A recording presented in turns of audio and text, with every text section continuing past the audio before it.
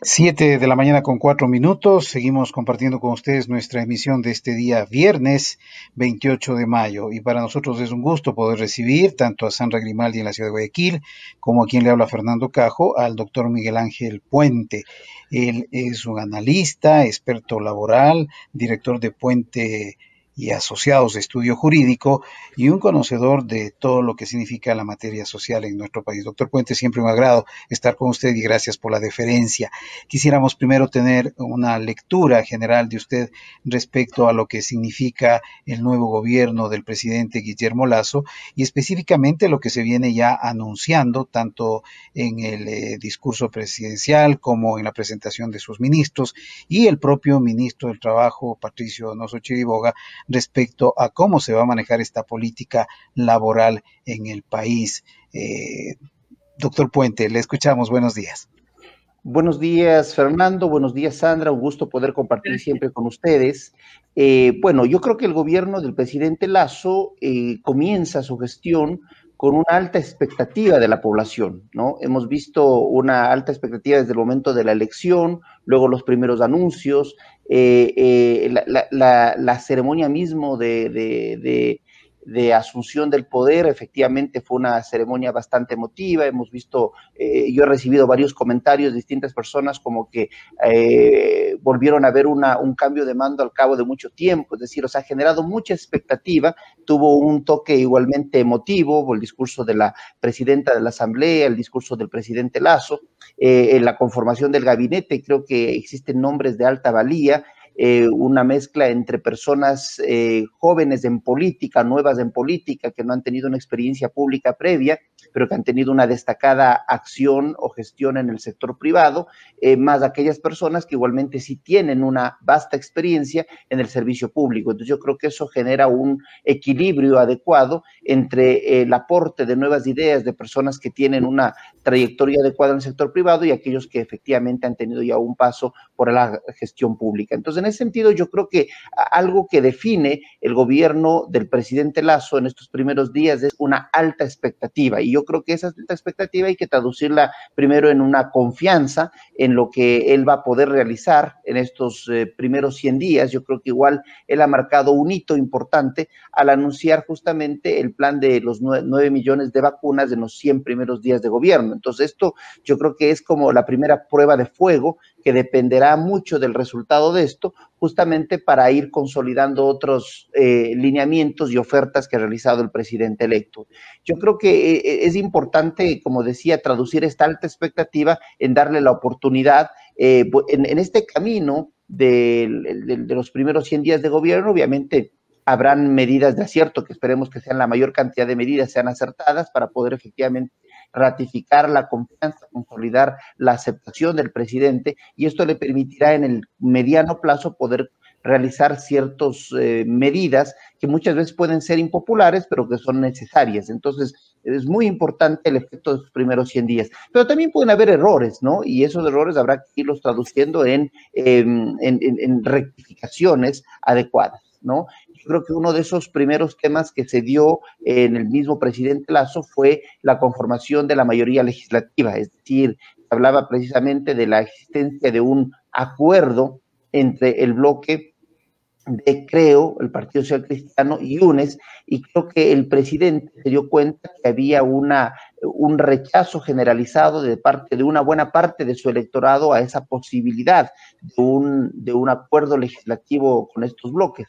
Por esa razón, el presidente dio marcha atrás, es decir, no podemos ocultar, hubo un acuerdo inicial del cual dio marcha atrás, y eso evidencia precisamente la sensibilidad de un mandatario para poder efectivamente, cuando haya que corregir, hacerlo. Entonces yo creo que, y el efecto que tuvo esta corrección, esta rectificación, esta marcha atrás, fue más bien el efecto que tuvo esto fue una mejor aceptación, un repunte incluso en la aceptación, popularidad del presidente respecto de su electorado, una consolidación de la confianza por parte de su electorado principalmente. Entonces, yo creo que debemos estar abiertos a eso, a que se vayan concretando las decisiones, que estas, la mayoría de ellas sean acertadas, y cuando existen decisiones no adecuadas o no acertadas, posiblemente haya la sensibilidad adecuada para poder corregir en lo que haya que corregir.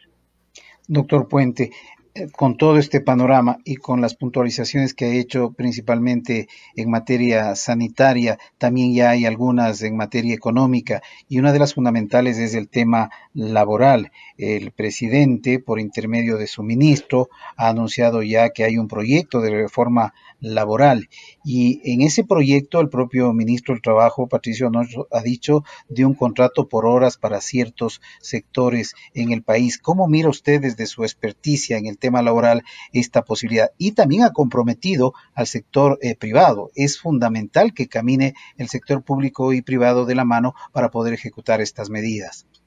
Bueno, comenzaré diciendo que la designación del ministro Donoso como ministro de Trabajo es una designación desde mi punto de vista muy acertada.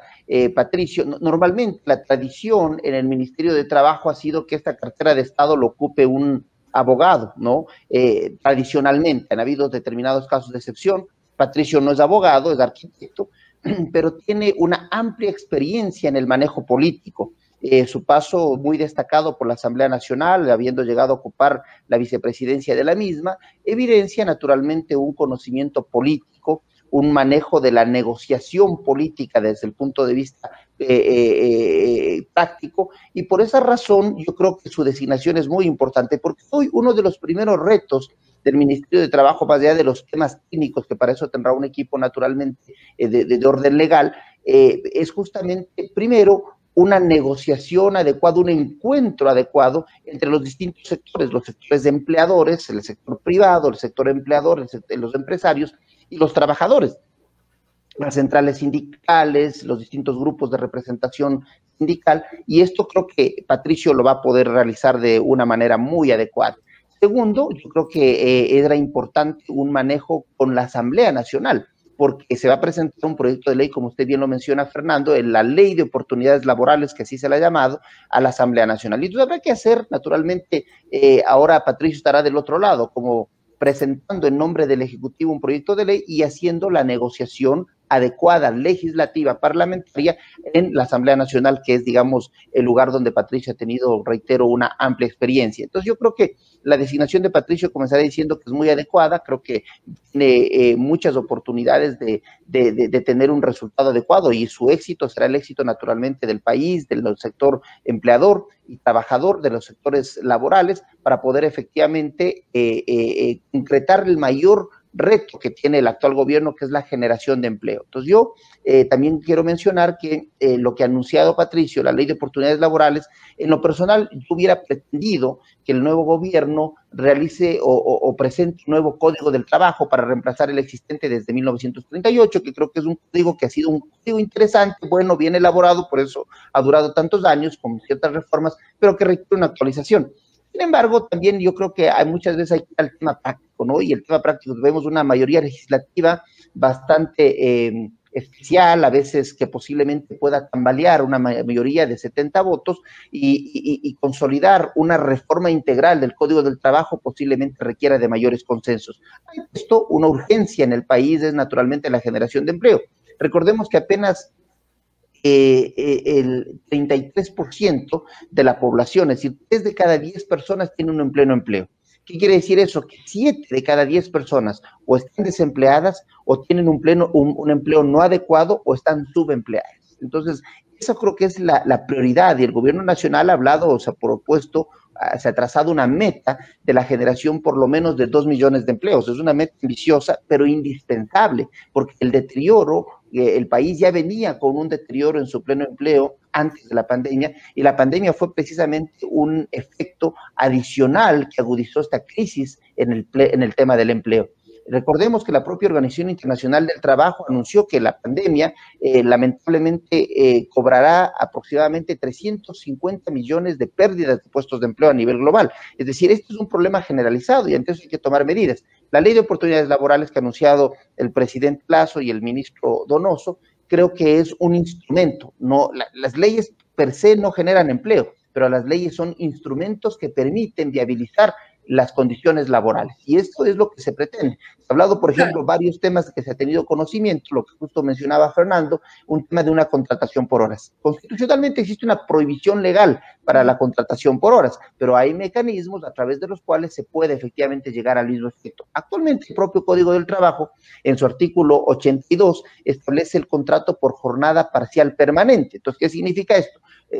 Actualmente podemos tener, y hemos visto con la reducción de la jornada, incluso por efecto de la pandemia, que hay personas que no trabajan la jornada ordinaria, que es 8 horas diarias, 40 horas semanales, sino que trabajan a medio tiempo, que trabajan 6 horas diarias, 4 horas diarias, lo que fuera. Esto es un tipo casi, digamos, entre comillas, de una contratación por horas, pero es un contrato por jornada parcial permanente. Entonces, a través de medidas similares, se podrá efectivamente contratar a personas que puedan ser retribuidas por el número de horas que trabajen. Yo creo, por ejemplo, que fue un error en su momento haber eliminado el contrato por horas. Hoy por hoy, justamente, qué bien, cuánta utilidad sería una contratación por horas, es que podríamos efectivamente tener la posibilidad de que personas que están en este momento en teletrabajo y posiblemente tengan unas horas adicionales para poder brindar algún servicio, o personas que están estudiando. Hoy los universitarios se encuentran, como casi la mayoría de las personas, realizando sus estudios de manera virtual y tienen unas horas libres y podrían esas horas justamente dedicarlas a prestar servicios y tener un ingreso. Entonces, a mayor rigidez laboral, menos oportunidades laborales. Y si esta es una ley de oportunidades laborales, entiendo yo que, entiéndase bien el sentido de lo que voy a decir, habrá una posibilidad de una flexibilización.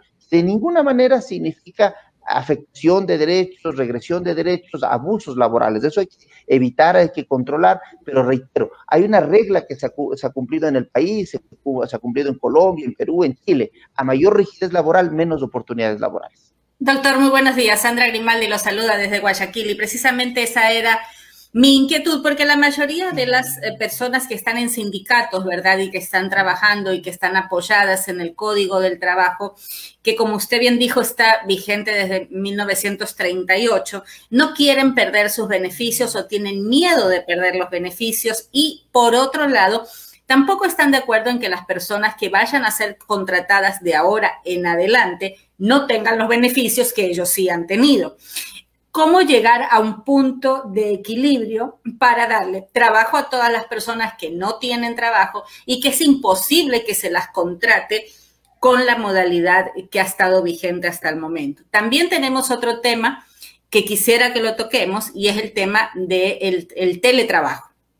Es decir, no está regulado y el hecho de que como uno está trabajando en casa, entonces hay la creencia de que estás en casa y no hay problema, tienes que contestar a cualquier hora, tienes que estar listo a cualquier hora porque estás en casa, ¿ya? Pero no valoran el teletrabajo como algo que deba cumplirse con una jornada laboral y que obviamente usted puede estar en su casa, pero puede tener necesidad de hacer otros quehaceres del hogar o atender a sus hijos o lo que sea, y no necesariamente estar pegado en una computadora más de las 8 horas que se establece.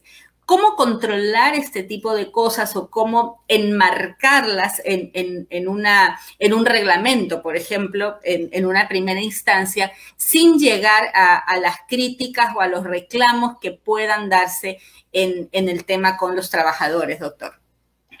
Comencemos con esto último, Sandra, el tema del teletrabajo. A ver, el teletrabajo, para comenzar, estaba normado anteriormente en una norma secundaria, es decir, en un acuerdo ministerial del Ministerio de Trabajo, hasta que la ley de apoyo humanitario que se publicó el 22 de junio del 2020 ya introdujo la figura del teletrabajo como una norma de carácter legal, es decir, ya está en una ley, no solamente en un reglamento, en un acuerdo ministerial o una norma secundaria.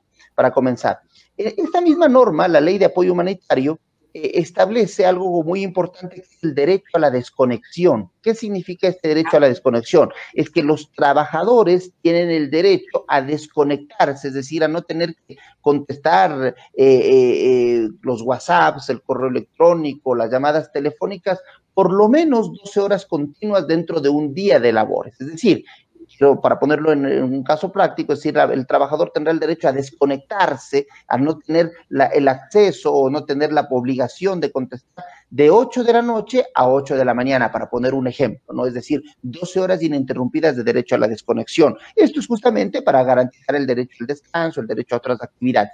Desconexión 12 horas consecutivas. Segundo, el teletrabajo es una modalidad de trabajo, es decir, ¿qué quiere decir esto? Que yo, como trabajador, en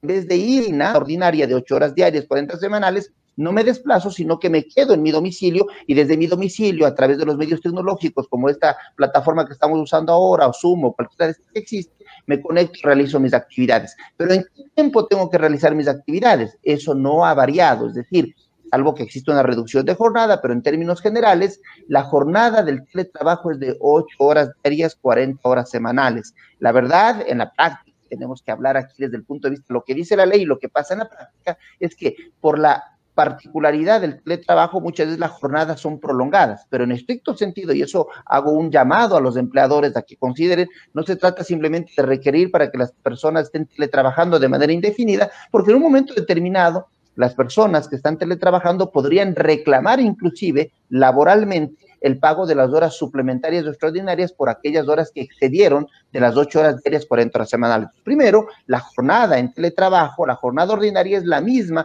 que si fuera la presencial, es decir, la de 8 horas diarias, 40 semanales. Y adicionalmente existe la garantía, de este derecho a la desconexión de las 12 horas continuas. Eso respecto al teletrabajo. Ahora, lo otro, Sandra, que usted abordaba muy correctamente, es cómo mantener el equilibrio entre lo que significaría una garantía de los derechos que son irrenunciables y justamente las modalidades de contratación. Yo creo que es importante, yo suelo decir algo muy periódicamente, y es que los derechos de los trabajadores son irrenunciables, pero los derechos de los empleados son inexistentes. Entonces, tenemos que, me refiero a los derechos laborales de los desempleados, son inexistentes, porque no podemos ofrecerles derechos a vacaciones, a una remuneración básica, si no tienen la oportunidad precisamente de tener un trabajo. Entonces, hay que comenzar por lo primero, que es darles la oportunidad de que cuenten con una posibilidad de trabajo. Ahora, reitero y vuelvo a decir lo que dije hace un momento, a mayor rigidez laboral, menos oportunidades laborales. Entonces,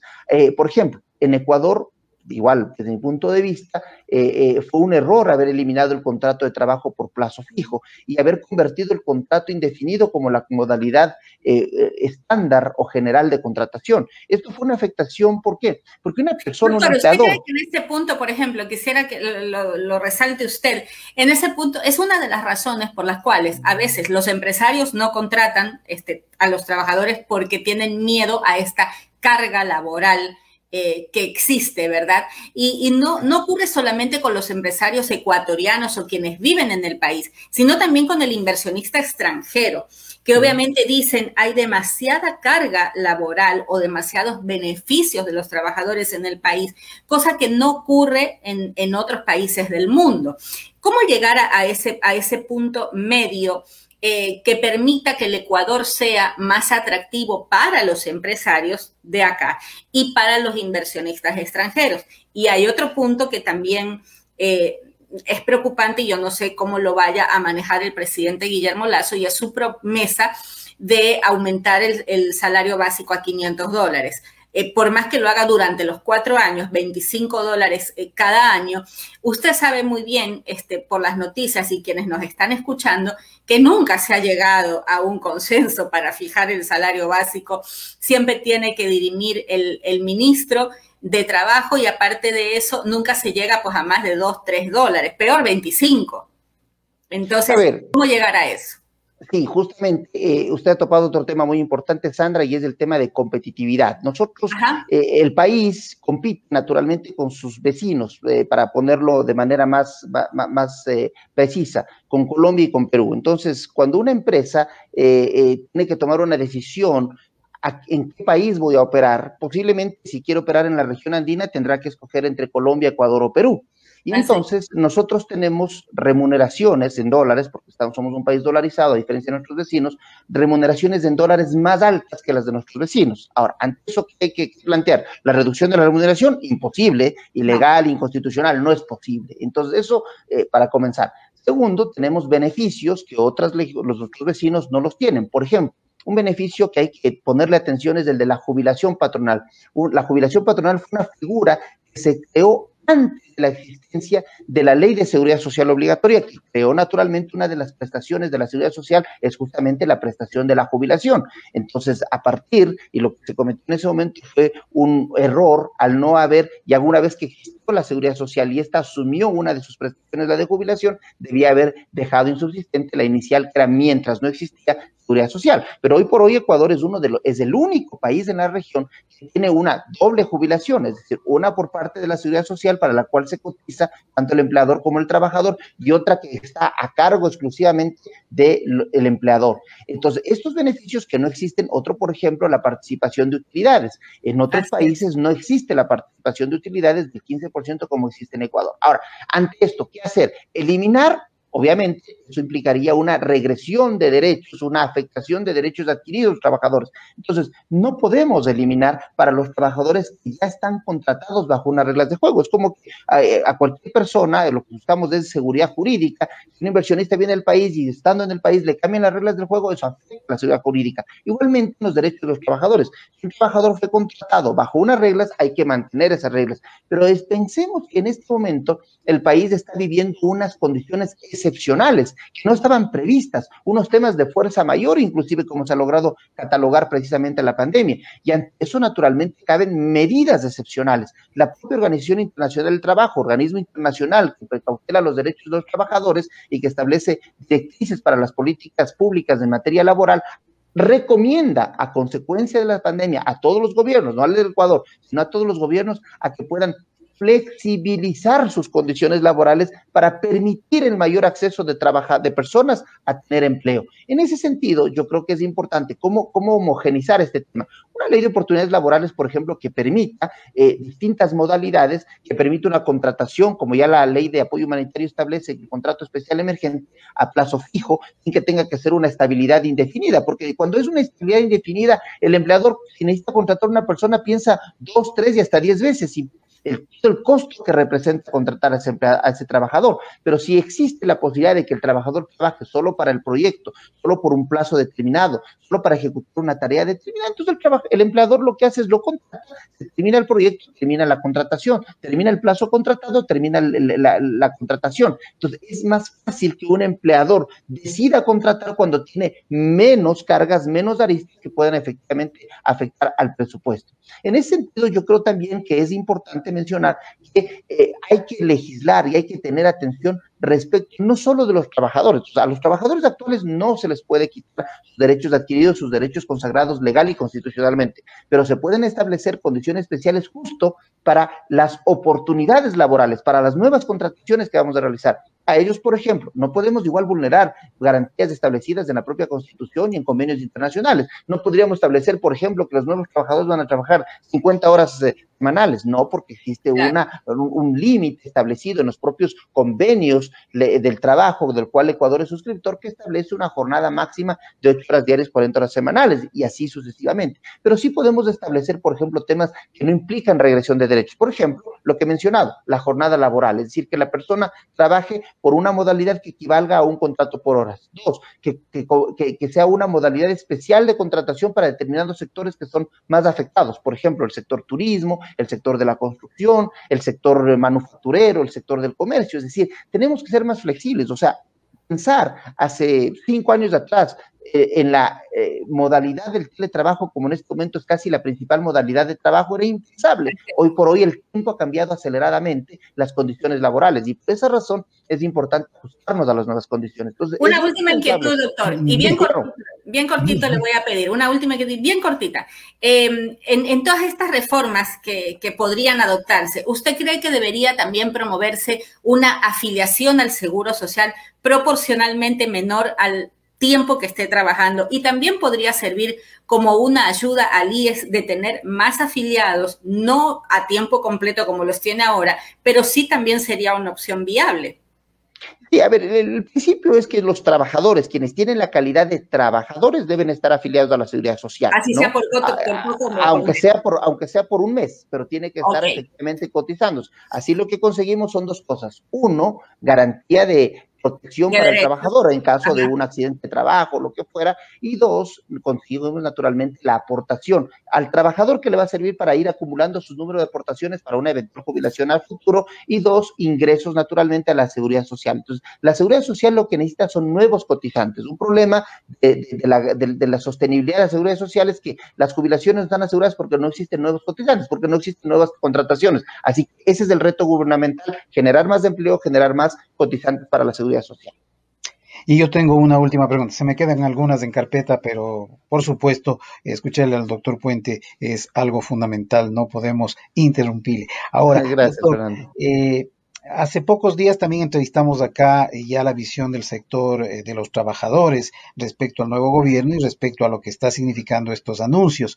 Y por ahí, no sé si me equivoque, pero la lectura que tenía es que el sector de los trabajadores considera que lo que ya se está haciendo, se está anunciando, apunta primero a disminuir el salario de los ecuatorianos, a complicar el tema de la precarización del salario. Usted, como un experto, ¿cree que esto podría desencadenar en lo que ellos ya empiezan a visualizar respecto a estos cambios, a estas propuestas laborales en el país? Un principio que ha marcado o que ha propuesto el presidente electo es el tema del país del encuentro. Entonces, yo creo que hay que encontrarnos entre sectores sindicales, sectores de empleadores, para poder efectivamente llegar a consensos. Me parece inadecuado, por decirlo de alguna manera, que los sectores sindicales de entrada comiencen a negarse a la posibilidad de generar opciones que permitan una posible contratación de personas que hoy por hoy no tienen empleo.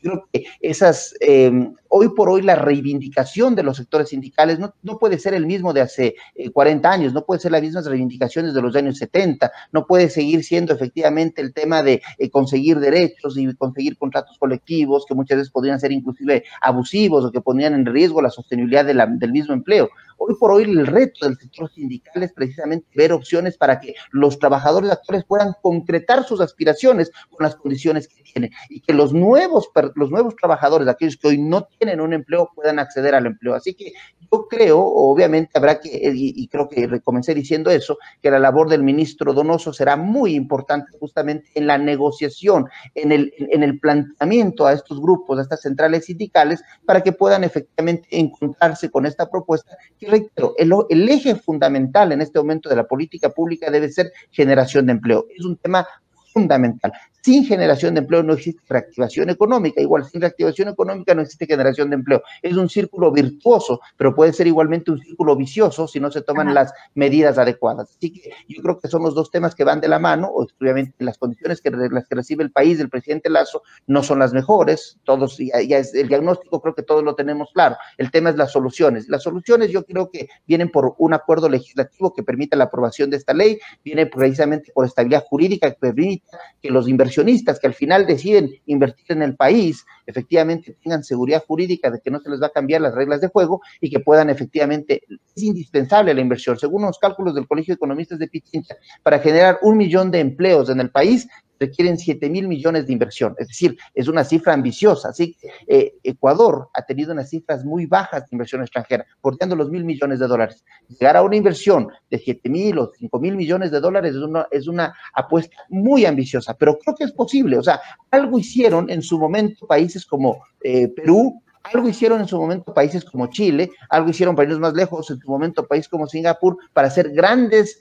atractivos para la inversión extranjera. Yo creo que algo tiene que hacer el Ecuador en este momento justamente para permitir la inversión en el país y por lo tanto la generación de empleo. Nos quedamos con sus últimas palabras, doctor Puente, y eso es fundamental, que por supuesto todos los sectores apoyen a echar a andar este país que ha tenido un peso muy significativo en varios aspectos. Y esto del tema laboral, sin lugar a dudas, es parte fundamental. Le agradecemos, como siempre, doctor Puente, por sus Con mucho valiosos gusto. criterios y nos estaremos viendo próximamente para seguir comentando de la situación del país y lo que usted, por supuesto, lo maneja con mucha experticia. Muy amable, doctor Puente. Gracias, Fernando. Sandra, un gusto, igual a toda la audiencia. Un gusto saludar. Muchísimas gracias, doctor. Muy amable. Buenos días. Agradecemos la presencia del doctor Miguel Ángel Puente, analista.